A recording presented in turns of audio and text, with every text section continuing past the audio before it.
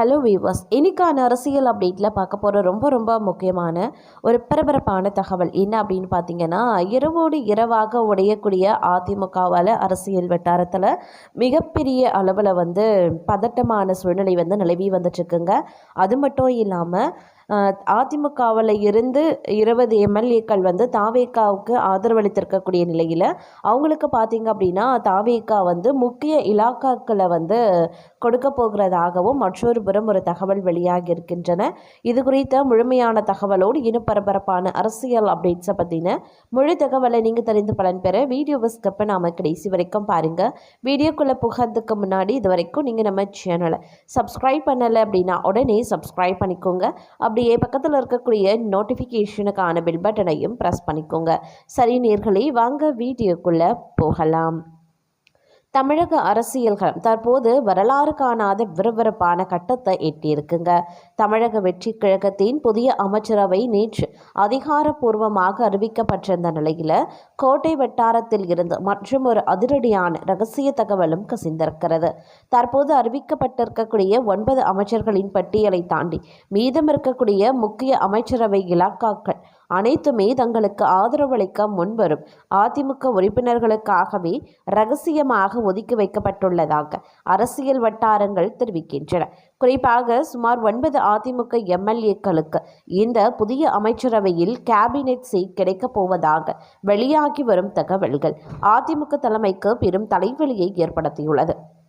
அதிமுகவில் அதிருப்தியில் இருக்கக்கூடிய மற்றும் தாவேகாவிற்கு ஆதரவளிக்க தயாராக இருக்கும் எம்எல்ஏக்களை முறைப்படி தங்கள் பக்கம் எடுத்து அவர்களுக்கு உடனடியாக அமைச்சர் பதவி வழங்க தாவேகா தலைமை திட்டமிட்டுள்ளதாக கூறப்படுகிறது. இதற்கான பின்னணி வேலைகளும் அதிமுகவை வேகமாக உடைக்கும் அதிரடி பணிகளும் நேற்றிரவு முதலே மிக தீவிரமாக ஆரம்பித்து விட்டதாக நம்பத்தகுந்த வட்டாரங்கள் தெரிவிக்கின்றன. எவ்வளவு வேகமாக அதிமுகவை உடைத்து கொண்டு அதிகாரப்பூர்வமாக இணைகிறார்களோ அவ்வளவு வேகமாக அவர்களுக்கு ரெட் கார்பெட் வரவேற்புடன் கேபினெட் அந்தஸ்து வழங்கப்படும் என்று ஒற்றை இலக்குடன் அந்த அசைன்மெண்ட் களம் இறக்கப்பட்டுள்ளதாக அரசியல் விமர்சகர்களும் கருதுகின்றனர். தற்போது அறிவிக்கப்பட்டிருக்கக்கூடிய அமைச்சரவை பட்டியலில் சில முக்கிய துறைகள் இன்னும் முழுமையாக யாருக்கும் ஒதுக்கப்படாமல் நிலுவையில் வைக்கப்பட்டிருப்பது இந்த யூகங்களுக்கு மேலும் வலு சேர்க்கிறது. குறிப்பாக வருவாயை அள்ளித்தரும் மற்றும் மக்கள் மத்தியில் எப்போதும் பவர்ஃபுல்லான துறைகளாக கருதப்படும் இலக்காக தூண்டிலாக வீசப்பட்டுள்ளதாக பேச்சுக்கள் அடிபடுகின்றன. பதிவுத்துறை, போக்குவரத்து துறை, வாங்கையா வாங்க, போனா கிடைக்காது வாங்க அப்படிங்கிற ரீதியில் அமைச்சரவை ஆசையை காட்டி அதிமுகவில் இருக்கும் விக்கெட்டுகளை வளைக்க தாவேகா தரப்பில் மிக பலமான வலை வீசப்பட்டுள்ளதாக கூறப்படுகிறது. அமைச்சரவை பதவிகளை வாரி வழங்கி ஒட்டுமொத்தமாக கட்சியை உடைக்க நடக்கும் இந்த மிட் நைட் ஆபரேஷனை எப்படி கையாள்வது என்று தெரியாமல் எடப்பாடி பழனிசாமி தரப்பு கடுமையான அதிர்ச்சியில் நுழைந்துள்ளது. ஏற்கனவே பல எம்எல்ஏக்கள் அதிருப்தியில் இருப்பதாக கூறப்படும் நிலையில் எஞ்சி இருக்கும் எம்எல்ஏக்களையாவது தக்க வைக்க அவசர ஆலோசனைகள் நடந்து வருகின்றன. இருப்பினும் அதிகார பகிர்வு, ஆளுங்கட்சியில் முக்கிய பதவி, கை நிறைய இலாக்காக்கள் என தாவேகா தரப்பில் கொடுக்கப்படும் அசைக்க முடியாத சலுகைகளால் அதிமுகவின் முக்கிய விக்கெட்டுகள் இன்று இரவுக்குள் தங்களின் இறுதி முடிவை அறிவிக்கக்கூடும் என எதிர்பார்க்கப்படுகிறது. தமிழக அமைச்சரவை விரிவாக்கத்தின் அடுத்த அத்தியாயம் அதிமுகவில் இருந்து பிரிந்து வர காத்திருக்கும் அந்த 25+ எம்எல்ஏக்களை மையப்படுத்தி நகரப்போகின்றது. இன்று இரவு ஆரம்பிக்கும் இந்த அதிமுக உடைப்பு பணி நாளை காலைக்குள் தமிழக அரசியலின் தராசை மொத்தமாக மாற்றியமைத்தாலும் ஆச்சரியப்படுவதற்கில்லை. இனி வரும் சில மணி நேரங்கள் தமிழக அரசியலில் மிக முக்கிய திருப்பங்களை ஏற்படுத்தப் போவது உறுதி. பொறுத்திருந்து பார்ப்போம்.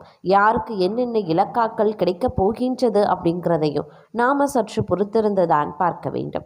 இது ஒரு புறம் நடந்து கொண்டிருக்க, மற்றொரு புறமும் முதல்வர் விஜய் தலைமையிலான தமிழக அமைச்சரவையில் காங்கிரஸ் மற்றும் அதிமுக சேர்க்கப்படவுள்ளதாக தகவல் வெளியாகியிருக்கின்றன. காங்கிரஸ் கட்சிக்கு 2 அமைச்சரவையும், அதிமுகவின் எஸ்பி வேலுமணி தரப்புக்கு 5 அமைச்சரவையும் ஒதுக்க விஜய் முடிவு செய்துள்ளதாக சொல்லப்படுது. தமிழக முதல்வராக விஜய் மே 10ஆம் தேதி பதவியேற்றார். அவருடன் தாவேகா சார்பாக 9 பேர் அமைச்சர்களாக பதவியேற்றுக் கொண்டனர். சுமார் ஒரு வாரமாக அவர்களுக்கு இலாக்கா ஒதுக்கப்படாமல் இருந்தது. இன்று தாவேகாவின் 9 அமைச்சர்களுக்கும் இலாக்கா ஒதுக்கீடு செய்யப்பட்டுள்ளது. நீர்வளம், நிதிவளம், கனிம வளம், பொதுப்பணி, சுகாதாரம், பள்ளிக்கல்வி, தொழில்துறை உள்ளிட்டவை ஒதுக்கீடு செய்யப்பட்டுள்ளது.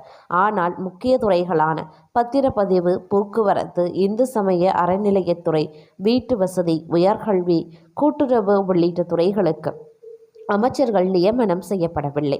இதனால் அடுத்த சில நாட்களில் தமிழக அமைச்சரவை விரிவாக்கம் செய்யப்படும் என்று தெரிகிறது. அதற்கான பணிகளை முதல்வர் விஜய் திட்டமிட்டு வருவதாகவும் சொல்லப்படுகிறது. இதனிடையே அமைச்சரவை விரிவாக்கத்தின் போது காங்கிரஸ் கட்சிக்கு 2 அமைச்சரவை கொடுக்கப்பட உள்ளதாக தெரிய வந்துள்ளது.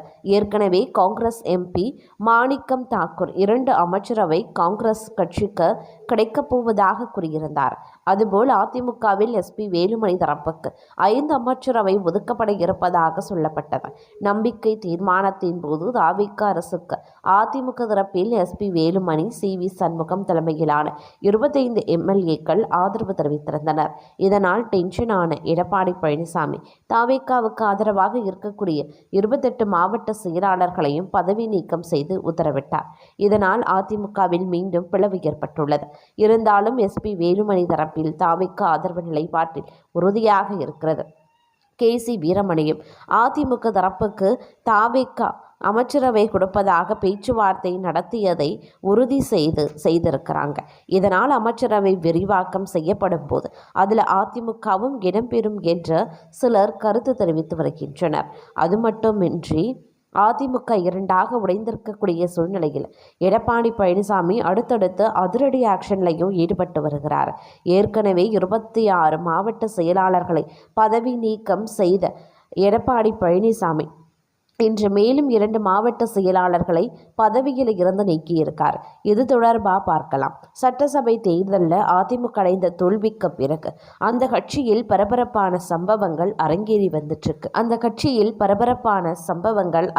வருகின்றன. அதிமுக பொதுச் செயலாளர் எடப்பாடி பழனிசாமி நடத்திய ஆலோசனை கூட்டத்திலேயே அக்கட்சியின் மூத்த நிர்வாகிகள் கொந்தளித்தனர்.